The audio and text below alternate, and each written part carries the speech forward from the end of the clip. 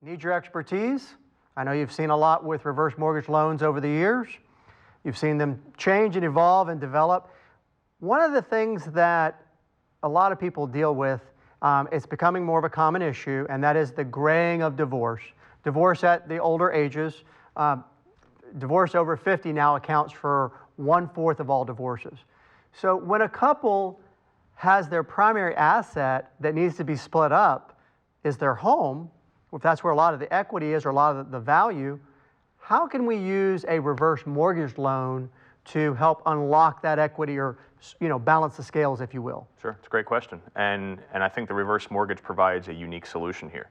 So let's take a couple not yet of the age to qualify for a reverse mortgage. What do they do most often? They sell the home, they split it up evenly, and they both go their merry way.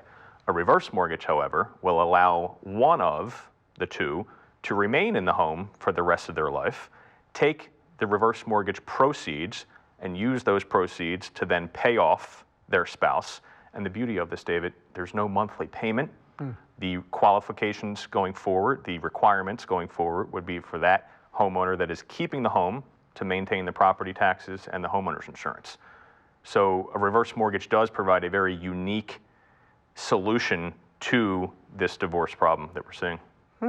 So in effect, the person staying in the home is borrowing money, cashing out the other person. Maybe there's some other assets they can kind of even the rest of it up. Sure. They're basically drawing on a line of credit, or they could be just pulling a full amount out to make the payment?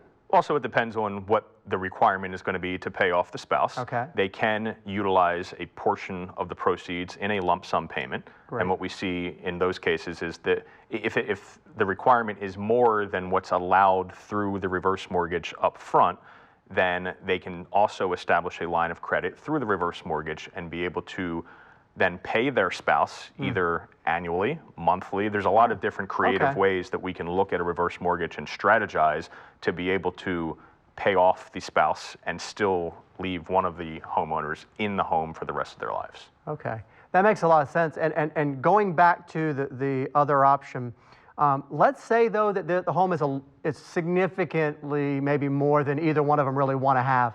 What if they sold the home and then they took the proceeds? Could they each use part of that money to then buy a home with a reverse mortgage loan?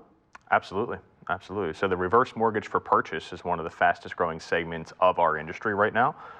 So if they took their home, split the assets evenly, and move forward with a reverse purchase on a smaller home, more suited for their needs at this particular time later in life, they can absolutely do that. And I've seen that strategy used effectively numerous times. Because you are right, the graying of divorce is a fast-growing segment of divorcees right now, and I'm glad that the reverse mortgage can provide a good solution.